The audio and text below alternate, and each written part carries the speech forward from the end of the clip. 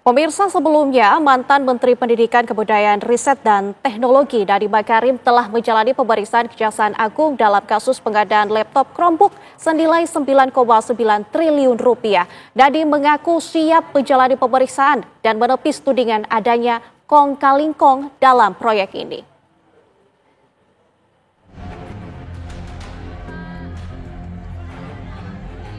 Nadiem Makarim, mantan Menteri Pendidikan dan Kebudayaan Riset dan Teknologi, Selasa 15 Juli kembali memenuhi panggilan Kejaksaan Agung.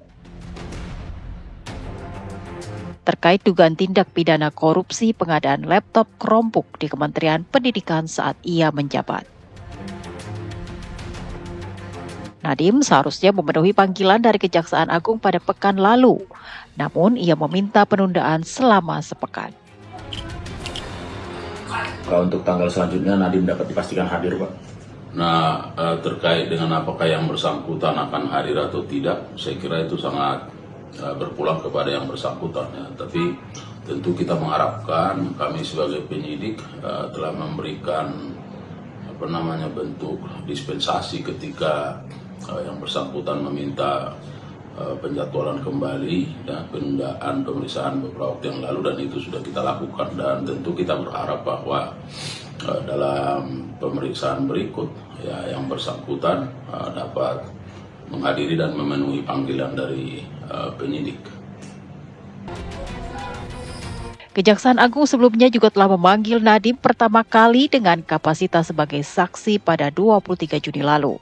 Ia diperiksa selama 12 jam dan menjawab sekitar 31 pertanyaan yang diajukan tim penyidik.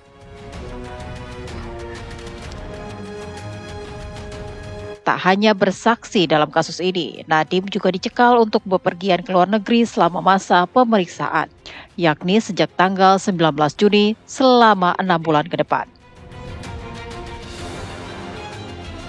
Selain Nadiem, beberapa mantan staf khusus era Nadiem menjabat juga telah diperiksa terkait pengadaan laptop senilai lebih dari 9 triliun rupiah ini.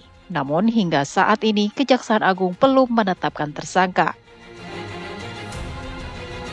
Terkait kasus ini, pihak penyidik Kejaksaan Agung juga telah melakukan penggeledahan di kantor Gojek dan Tokopedia atau Goto di Jakarta Selatan dan menyita sejumlah barang bukti dokumen.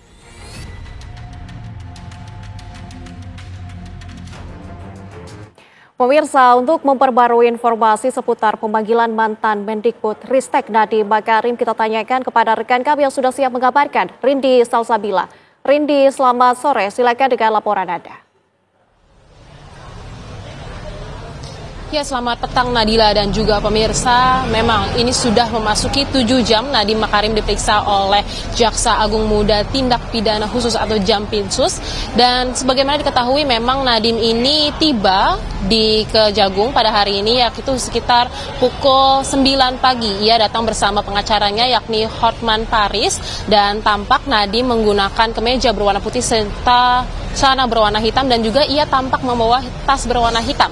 Namun Nadiem tidak memberikan keterangan apapun kepada awak media saat ia tiba, dan hingga saat ini pun kami dari awak media masih menunggu bagaimana hasil dari pemeriksaan mantan Menteri Pendidikan, Kebudayaan, Riset dan Teknologi ini. Dan pemirsa, sebagai informasi kembali, memang Nadiem ini diperiksa terkait adanya program pengadaan Chromebook atau laptop berbasis OS Chrome yang mana terjadi pada periode 2019 hingga 2023 lalu. Dan sebelumnya Nadiem ini memang sempat dipanggil oleh Kejagung, namun ia tidak dapat hadir karena memiliki agenda pribadi, sehingga ia meminta dijadwalkan ulang sehingga untuk pemeriksaannya dijadwalkan pada hari ini. Dan memang sebelumnya Kejagung ini telah memeriksa sekitar 40 saksi, yang mana diantaranya adalah mantan staf khusus yakni Juristan dan juga Fiona Handayani, serta beberapa pihak dari Gojek Tokopedia atau Goto. Dan memang sebagaimana diketahui pada 8 Juli 2025 lalu, dari tim penyidik Kejagung telah menggeledah kantor Goto di Jakarta Selatan dan telah menyita sejumlah barang bukti seperti dokumen fisik dan juga flash disk. Adapun pada tanggal 14 Juli kemarin, tim penyidik telah memeriksa mantan CEO Goto yakni Andre Sulistyo dan juga Presiden Direktur Goto yakni Melissa Siska.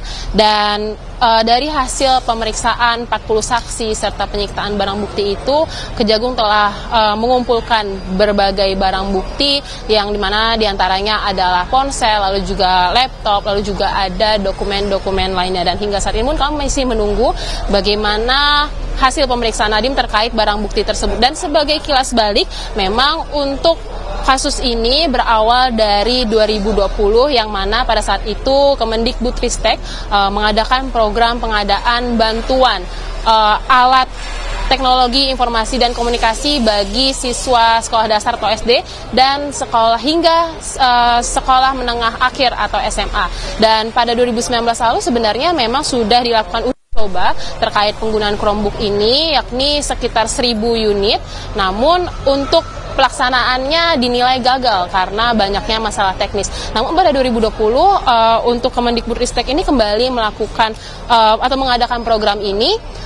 Namun dari tim teknis sebenarnya sudah merekomendasikan untuk penggunaan OS Windows. Namun entah mengapa dari Kemendikbudristek ini menggantinya menjadi Chrome kembali, padahal pada saat uji coba sudah terbukti gagal begitu, sehingga adanya dugaan bahwa untuk penggantian dari OS Windows menjadi Chrome ini bukan atas dasar kepentingan dari program, namun kepentingan lain. Dan sebagai informasi pemirsa, untuk pemeriksaan atau penggeledahan di kantor Gotoh ini juga terkait dugaan dari pihak penyidik Jampitsus, yang mana diduga adanya keterkaitan antara suntikan investasi Google kepada Tokopedia, maksud kami Gotoh, terkait adanya pengadaan Chromebook ini. Dan saat ini kami masih menunggu Rindy, bagaimana hasil dari pemeriksaan Nadiem, sementara Baik. kembali ke studio. Baik, kita akan menunggu bagaimana hasil dari pemeriksaan hari ini. Terima kasih Rindy Salsabila mengabarkan langsung dari Kejaksaan Agung Republik Indonesia.